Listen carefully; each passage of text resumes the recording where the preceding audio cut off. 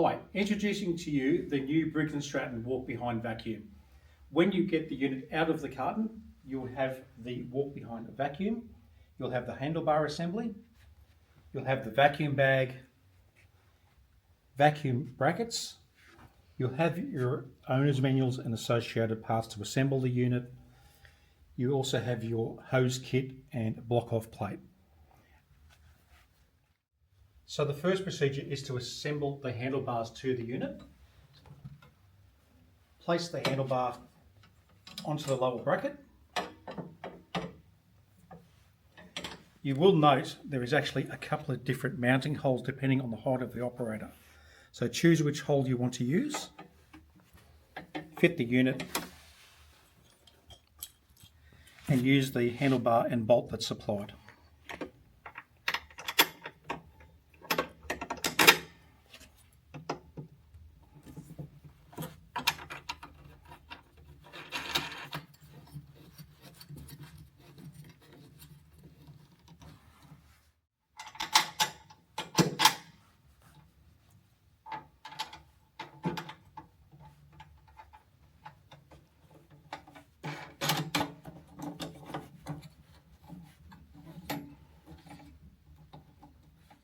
Next step is to assemble the bag brackets onto the unit.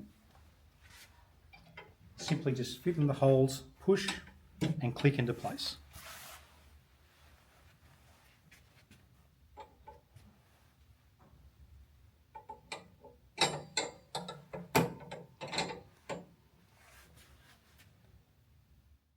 Next we fit the bag to the unit, noting we have a couple of pockets here which we actually slide on to the handlebar bracket.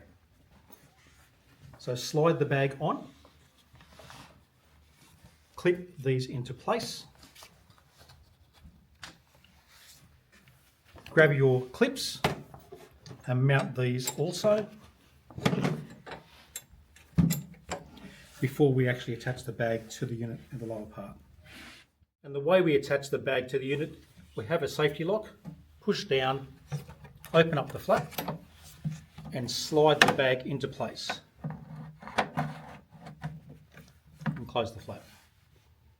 Next we fit the guide wheels to the nozzle. Take the bolt out, slide from the bottom, ensuring your washers are in place, insert over the top and use the wing nut to tighten up.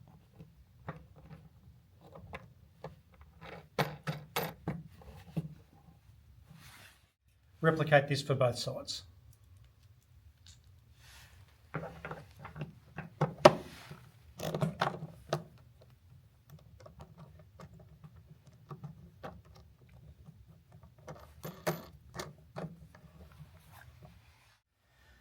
Next, attach the handlebar clip for the throttle cable, ensuring we actually have the cable on the outside of the unit.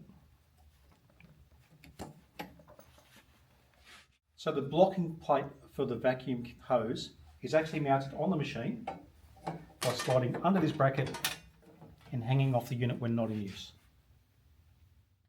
The unit is now ready to be used as a vacuum. Before we have to start the unit, we need to fit 470 ml of SAE30 Briggs & Stratton engine oil.